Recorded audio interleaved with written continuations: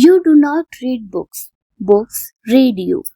Hi, I am Manisha and this episode is not about reading for information. It is about rewiring the architecture of our mind. Imagine two people waking up. The first picks up their phone. Within 5 minutes, their brain has consumed dozens of opinions, headlines, reels, and random conversations. The second picks up a book. One author, one idea, one uninterrupted conversation. Both have consumed content, but something very different has happened inside their brain. Today's human being does not suffer from a lack of knowledge. He suffers from fragmented attention. Our brain becomes whatever repeatedly occupies it. If our morning begins with random information, our thoughts become random. If our morning begins with timeless wisdom, our thinking becomes timeless. James Clear says, every action is a vote for the type of person you want to become. Reading is one of those votes. The brain is not designed to remember everything. It remembers what it repeatedly encounters. Neuroscientists call this Hebbian learning. Neurons that fire together. Every page strengthens a mental pathway.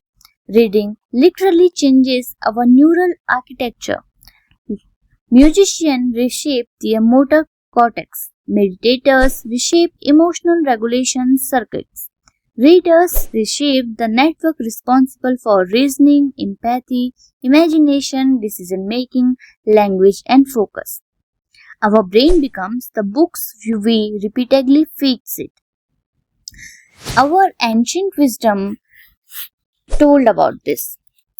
Bhagavad Gita, according to Bhagavad Gita, Nahi jnanena sadrisham pavitramiha vidyate.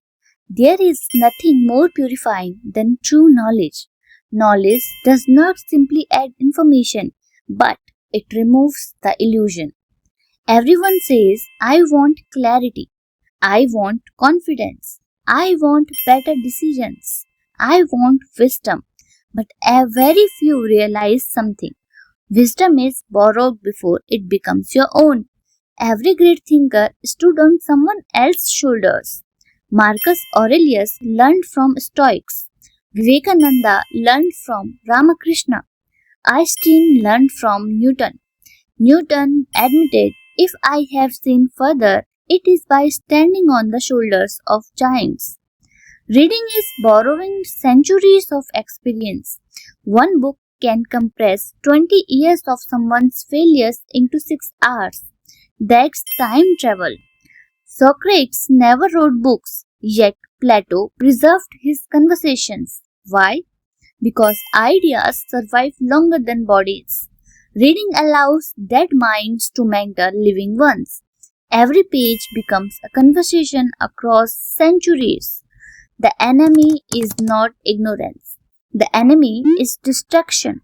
Modern technology has trained our mind to accept novelty every few seconds. Scroll, swipe, refresh, repeat. This floods the brain with dopamine spikes. Books are different. Books rewards patience. Initially, reading feels difficult because your attention has been conditioned to chase stimulation instead of depth. This creates what neuroscientists call cognitive resistance. Cognitive resistance. The brain prefers familiar habits, even if those habits are harmful. People read to finish books instead of reading to transform themselves.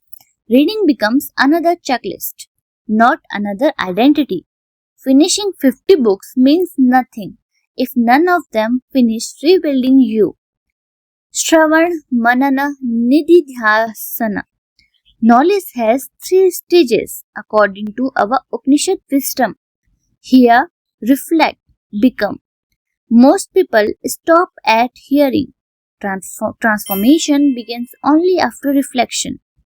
One morning, instead of reaching for the phone, you open a book. 10 pages, no rush, no multitasking, no notifications. Something invisible begins happening. Your breathing slows, attention stabilizes, internal dialogues quiets, your brain leaves reactive mode and enters reflective mode. Instead of reacting to the world, you begin understanding it. The shift is not outside, the shift is inside. Every sentence becomes a mirror. Good books do not give answers, they upgrade the questions you ask yourself. Reading slowly changes our identity. We stop becoming someone who consumes information, but we become someone who thinks. Deep reading activates multiple brain networks simultaneously: visual cortex, language network, memory system, emotional centers, executive control network, imagination network. Unlike scrolling, reading forces these systems to cooperate. Your brain becomes more integrated, not merely more informed. Months later, people notice something different. You speak more thoughtfully. You react less emotionally. You solve problems more creatively. Your conversations become deeper. Your confidence becomes quieter. Because reading did not simply fill your mind, it reorganized it. The greatest benefit of reading is not knowledge, it's clarity. Not more thoughts, better thoughts, not more information but more wisdom, not becoming smarter but becoming wiser. So, there are some practical morning reading rituals. The 20-minute clarity ritual. Wake up, drink water, then sit near natural light, read 10 to 20 pages of one meaningful book, keep your phone away, underline one sentence, write one insight. How can I live this today? Reading without reflection entertains. Reading with reflection transforms. There are some common mistakes you should avoid. Reading many books at once. Reading only to complete a target. Highlighting everything. Reading passively without questioning. Reading immediately after checking social media. Choosing books that entertain but never challenge your thinking. So you have to take 30-day challenge to track differences. For the next 30 mornings, read 10 pages before touching your phone. Write one lesson from your reading. Apply one idea the same day. After a month, do not just ask, how many books did I finish? Ask, who am I becoming because of what I read? In the next episode, we will discuss something better than it. Thanks for listening and hope you will transform yourself